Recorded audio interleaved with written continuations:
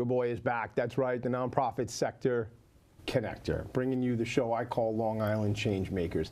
And I'm one of those guys where I could just make up a word and or a show or a nickname, and I want you to understand exactly what it is. So like when I say the nonprofit sector connector, you could probably pick up what that is. And when I say Long Island Changemakers, it's just that. It's my friends who are on the front line. Sometimes they run nonprofit organizations, sometimes they're business professionals, on occasion they're both.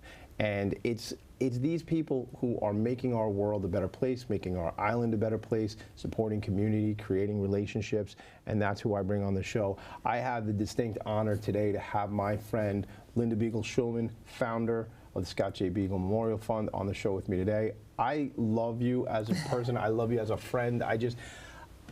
We connected a number of years ago. You remember who introduced us originally? Greg Levine. That's right, Greg Levine. And Greg Levine is still with me. Yeah, Greg Levine is like... And what a great family. Yeah. Chuck Levine. Chuck and Ronnie, yeah. Oh my God, so special, so important.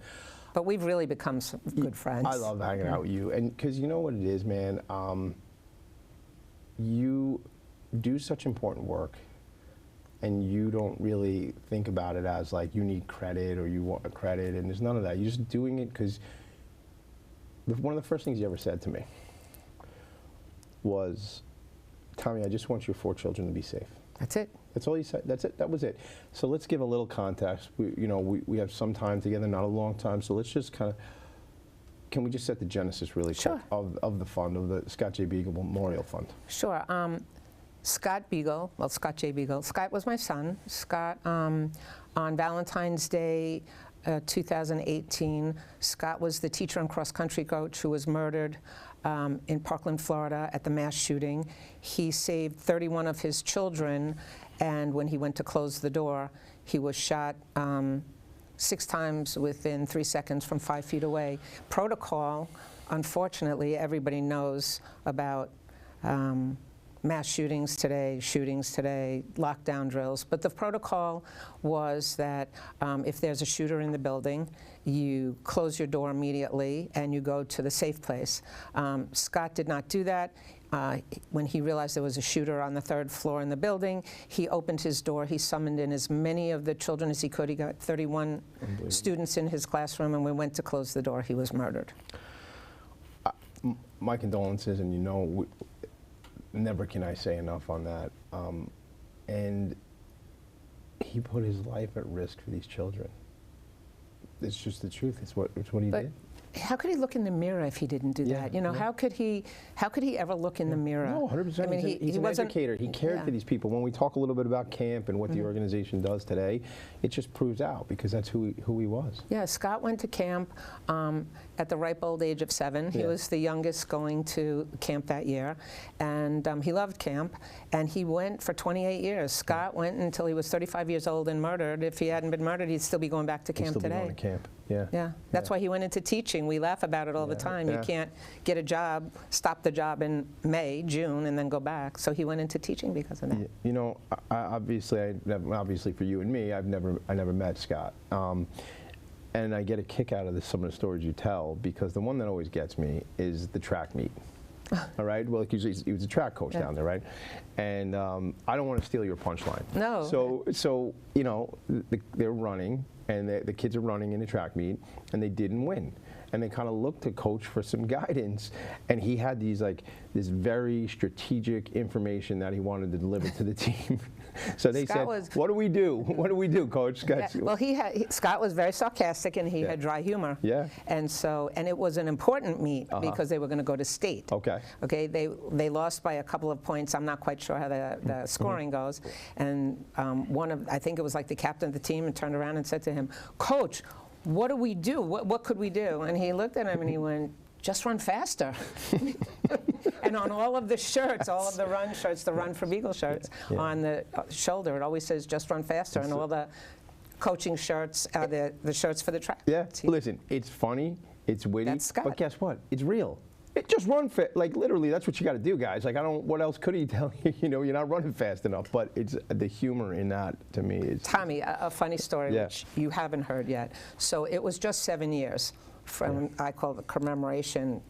It's not an anniversary. Anniversary is something you celebrate. Sure. So I was in Florida, and the 17 families, each family lets a white dove go. And so it was serious. It was a beautiful day, so on and so forth. And two things happened to me. So what happens is we're B, so we're the second one, first Aladef and then Beigel. So there was a candle that we had to light. So they give you one of those, what are those? Like the one used for your barbecue? Right, like you push the button and you know that. Yeah, that thing, the lighter. Right, the lighter thing. This is a good show. Sorry. This is a good show. Okay. You said at the beginning you were going to interview me. We can't even get through this together. No, I can't. You're gonna have to fill in the words, you know? Michael used to do that. You're going to have to do that. Well. But anyway, so the lighter. So she lights it, and then they say you need to say a couple of words. Now, I wasn't prepared for this. I had never been before. So she lights it, and she talks about her daughter. And I'm thinking to myself, okay, I have to come up with something. I go to light it. it won't light. And at one point, and it's very serious, and there are like 300 people watching, from and I'm like, enough, Scott. You got to stop. You got to. So you figured out what you were going to say. Right? And then when we let the doves go, apparently the doves go, and all the 17, and they always, in the past, what I was told, they circle twice and then go off. Well, 16 doves circled twice and one went off. You know that was Scott. Oh, my God. But you know what? You have to. Yeah. I love them, and that's how I lived through them. And so we lost my cousin Linda. She was 31 under different circumstances and things. And we have the family foundation, Lindy Lou Foundation, and we used to. We don't do this anymore, but we used to release balloons. We don't do that anymore because that's not a good thing to do. It's the environment. Yeah, but even when we did it, we would sing Linda's in the parking lot of the big bowling event that we have. We would sing Happy Birthday to Linda. Right. And this particular year, on March 16th, will be the first year it's held on Linda's birthday. It's always been the Sunday around her birthday. It just so happens March 16th is a Sunday this year. So, but I just think it's those memories and those little anecdotes and those stories that we have forever. We have to celebrate our loved ones. Yeah, With choices. You can mourn them. You can. Or you can celebrate. Or you can celebrate, yeah. And it's these memories that are so important. I want to talk about what I know, but not everybody knows, but the program, if you will, or really the mission, rather, of the organization and what it is that you do and why you do it. Well, what we did is the mission of the Scott J. Beigel Memorial Fund is to send at-risk, underserved children touched by gun violence to summer sleepaway camp. Years ago, the touched by gun violence was not everyone. Today, it's I've everyone. heard you just in the last couple of weeks since we've spoken, here today before we got started and last week when we spoke, that what you just changed there, where it used to be like at risk was a certain part of the community. Now I've even heard your language evolve into everybody's connected to what child, right? What child hasn't been touched by gun violence? But you didn't even say that to me 3-4 years ago. No. I didn't even hear you say that. No. So like just what does that tell us about society and the way things are going, Well, more children are murdered by guns than anybody even understands. I mean, it's ridiculous. Yeah. But we send the children to camp. We send them to nonprofit camps. When we first started 7 years ago, we chose 3 camps in New York because I wanted to make sure I could visit the camps. And we were small. It was just Michael and I started a fund. You know the story. We called ourselves Dumb and Dumber. Okay, we started this fund, and the first year we have 4 events where we have the events to raise money so that we can send the kids to camp. And just as an aside, every dollar we raise, goes to sending the children to camp. We don't bank the money. Whatever we raise that year, that's the amount of children that we can send to camp. So let's do something. We did this the other day at a meeting. Excuse me. What does it cost to send a child to camp? Because that's important with that number. It costs $1,500 to send one child to camp for 2 weeks. Okay? And so the first year, we sent 54 children to summer sleepaway camp. Got it. We had 3 camps. And we decided, very important, just like Scott, the continuation of going to camp year after year, it would not be a one-off. So the first year we sent 54. The next year, the same 54, give or take, okay? They have to stay in school, stay out of trouble, and they have to be under the, pretty much under the poverty line. And so the second year we sent 165. We had the pandemic, and we gave a $25,000 campiership grant, and we did virtual camp, which was amazing with one of our camps. What was that? What did that look like? We had Mike and I went and helped. We made packets of all different things that would go in the packet that they could do the exercises that we would do virtually. Got it. Okay, And so we you made jumped sure on Zoom meetings and that did we stuff made sure as that groups? each of the campers, that each of the sessions had a computer that they could work with, okay? And we did it via Zoom. Wow. It was outrageous. That's It was really outrageous. So many things, you know, I guess, say, relatively speaking, positive came out of the pandemic. You know, just things we wouldn't, ways we change, the way we act and the way we interact. And I mean, just the sheer increase in utilization of Zoom, for example, and things like that. I mean, I used to go into the city like once every 7 days, right? You gotta like really have a reason for me to show up in Manhattan these days. Like there's gotta be, I used to drive down to Philly like on a Wednesday morning you had no for a choice. meeting, That's how right? you Like that meeting was like an hour long. Except when they want to have them at 10 o'clock at night. It's you know, it's like, okay, we can, you know exactly. Yeah, that's a different meeting. No, that's a different meeting. Yeah. So with that, you send them away. You started, and I stopped you there, but it's progressed with the number of campers. Right, so what happened was after that, we went from 165, the same 165 to 212. Then the following year, the same 212 to 265, and then the same 265.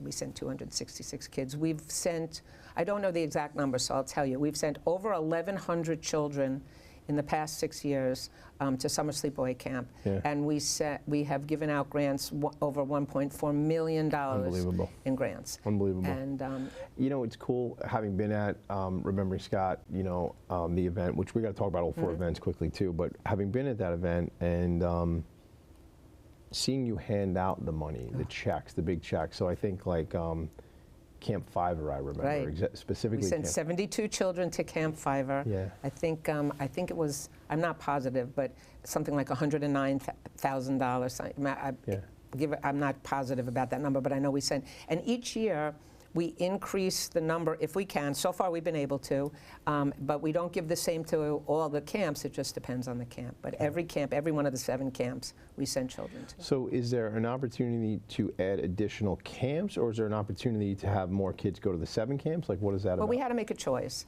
And, you know, we had to discuss it with the board and stuff, but my choice, and this is the way it's going to be. I get the last say, which is really quite nice, being the founder and president. That sounds like a big deal, yeah. I don't want to increase the camps. I want to increase the number of children going to camp. My long-term goal is to be able to send, there are 4 sessions for each camp, 2 weeks. My goal is to be able to send enough campers to fill all those sessions. So basically, buy out the whole camp.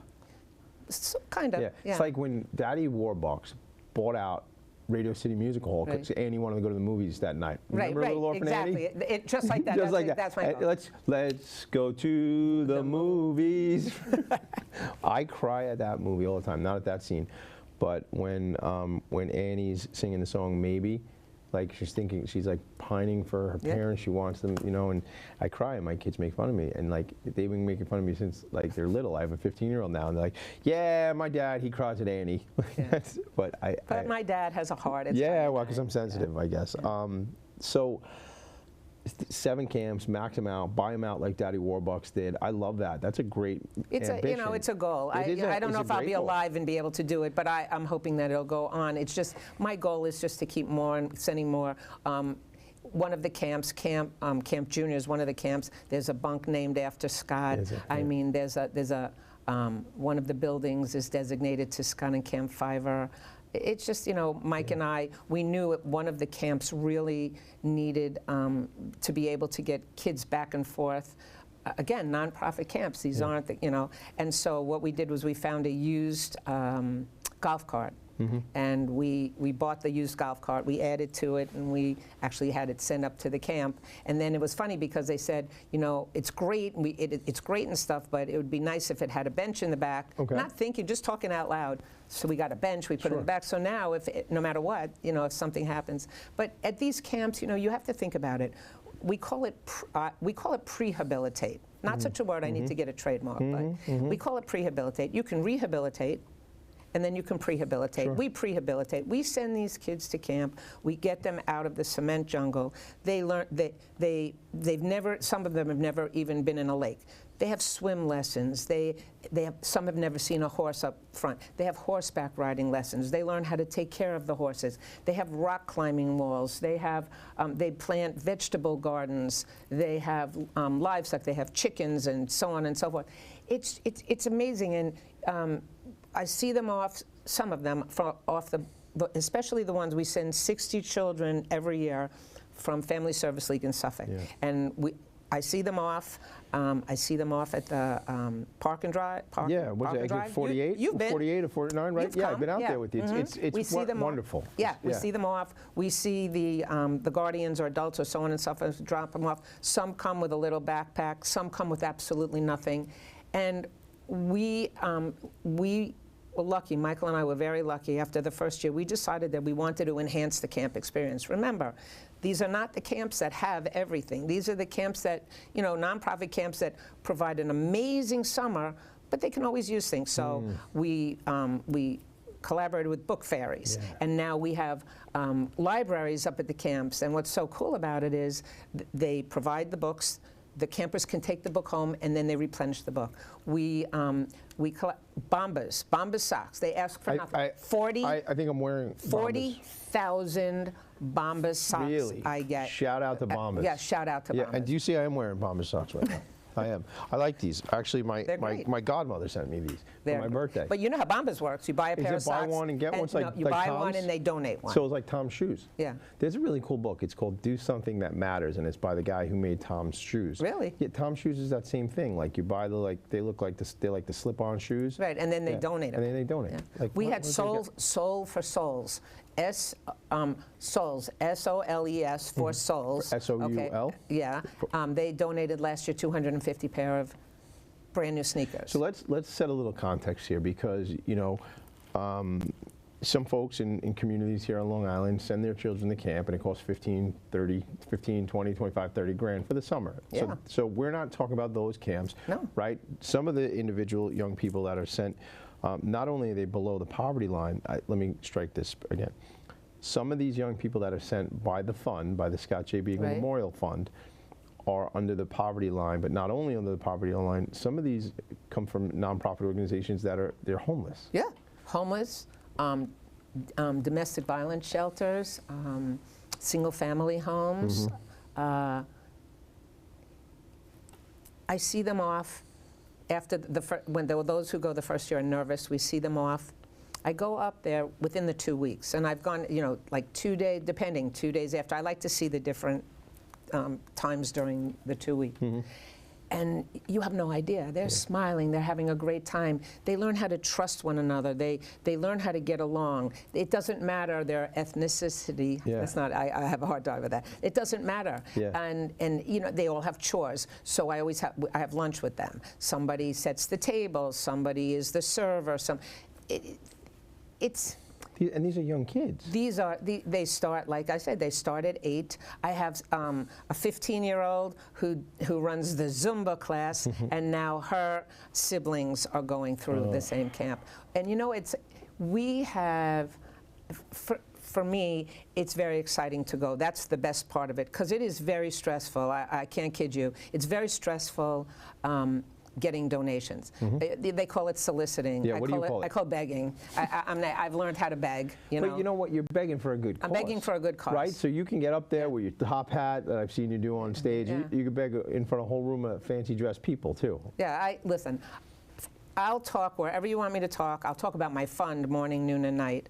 I also will talk about gun safety morning, noon, and night. It's become a part of me, and the fund originally was really, it will always be Scott's legacy, and it'll always be in honor of Scott.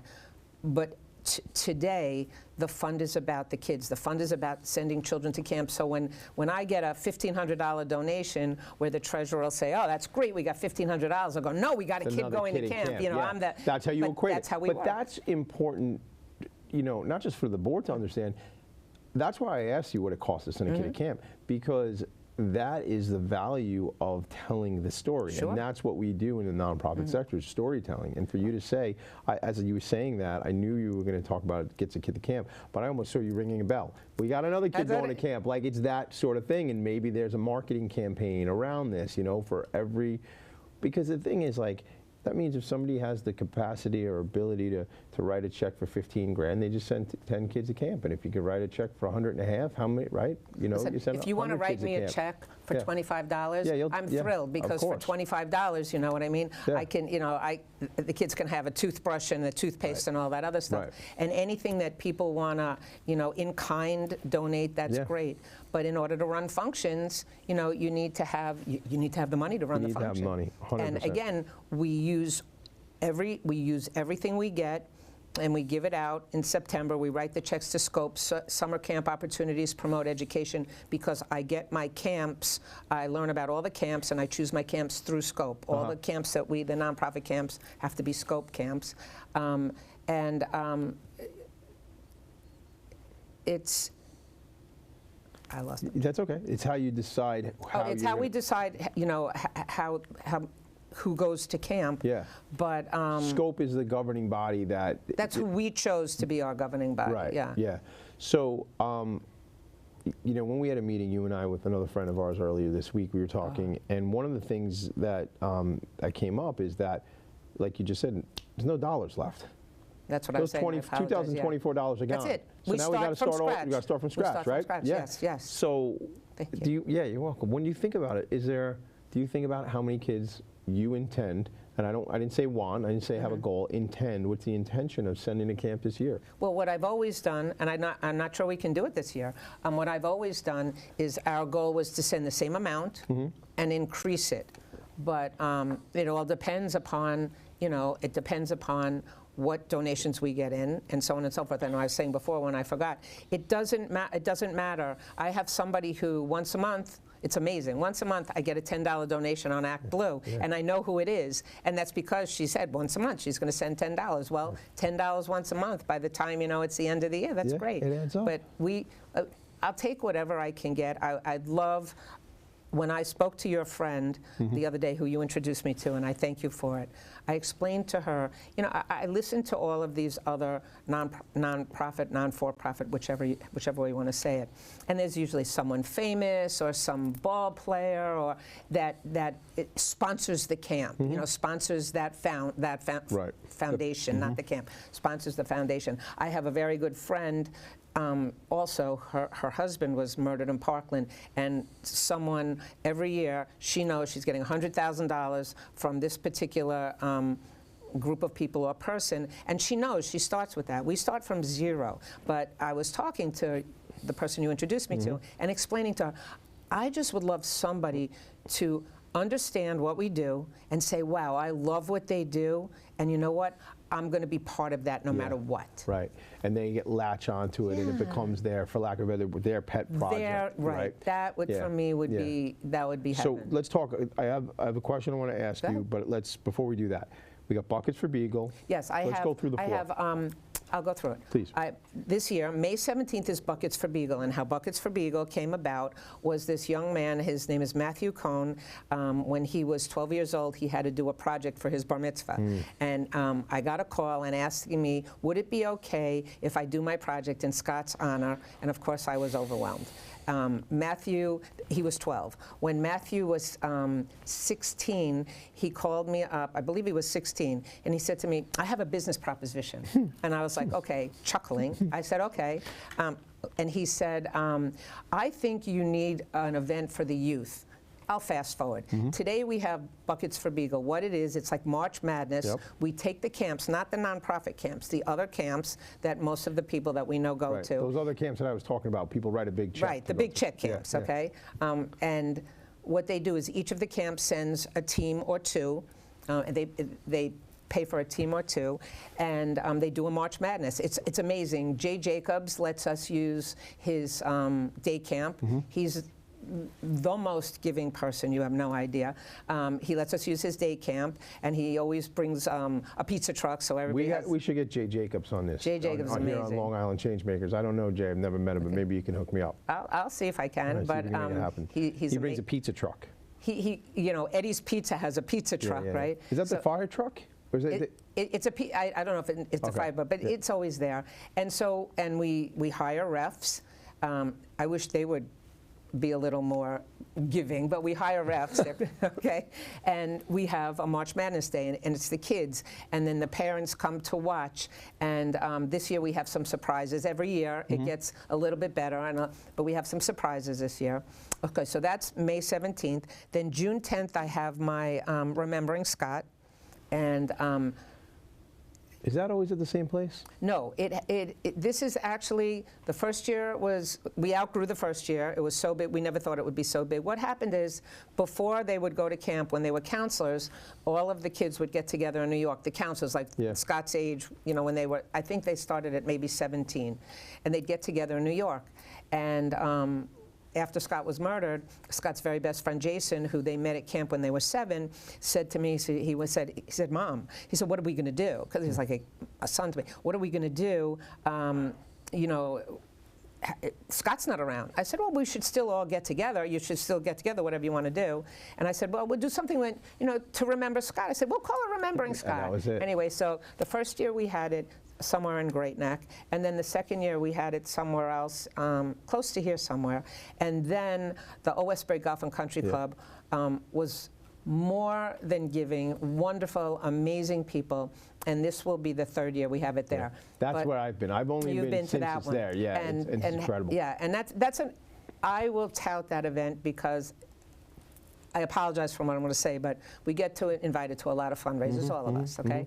And I got to the point where I would say to Michael, can we send a check? Do we have to go? Yeah. And so I can't be a hypocrite. So my fundraiser is not a sit down, not boring, we have, it's all interactive. First year was Carnival in Las Vegas. Last year was Dreams Wishes in Vegas. And when I say Carnival, there was a virtual roller coaster. You know, it was good. But everybody mingles. By the time you leave, you've met so many different people. Dinner is all around. It's not little foofy hors d'oeuvres. It's literal dinner, all different stations.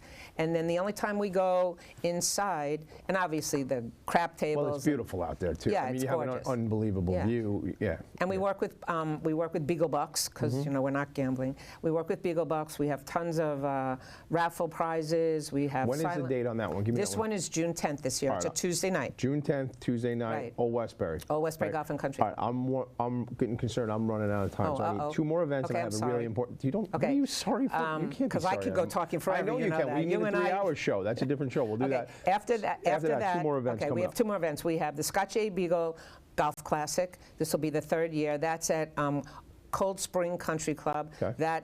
The golfing is there. Also phenomenal. We give out great stuff.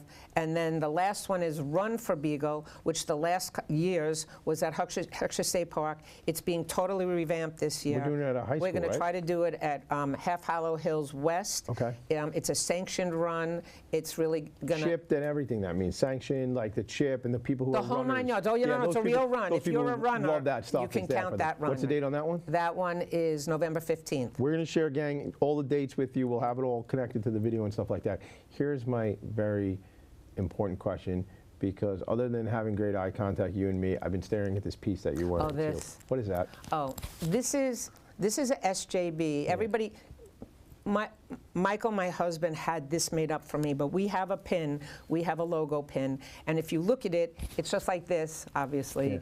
You know, but it's SJB, but everybody says, oh, Linda, it's great, it's a butterfly, but it's not a butterfly. It is a butterfly. Right. If you go to the Scott J. Beigel, sjbmf.org, if you click on that, I ask you to click on that, you'll see how it came about. We took the S from Scott, the J, and the B from Beigel, and we put it all together, and that's what this is. It's beautiful, and it's a beautiful piece. Thank you. I love it. Thank you. Are there more of those? Not this. No, this isn't one. But I do have the pins. I'm going to give you a pin. But I'm thinking, well, I think you should probably, and maybe not get that fancy, but we could probably sell those. Just let's think about it. Let's think about it. Not that, you know, I don't know. You know what? Tell me. if somebody would want to buy this. Yeah. Not that one. No, but if somebody would want to buy it, you know what? Just make a donation to the fund. All right, go and you give know, me a whenever donation. we give something out, we always say, you know, buy this, but whatever it is, however small, whatever little it costs, it's a donation to the fund. It's helping me send kids to camp. We got to leave it there. I love having you in my life. I appreciate. You look so sad when I said that. I know, because we're gonna hang out for another half hour, you and me. But then we're gonna get rid of those people. Listen, gang. I'm sorry, Tommy, you just bring it out of me. I can't help it. Well, I love you right back. I feel that way, man. I feel that way. We gotta bring it to a close. I'm your boy, the nonprofit sector connector. This show is called Long Island Changemakers. We have a whole nother conversation to have without you all. Listen, thanks for coming in. Thanks for checking in with us.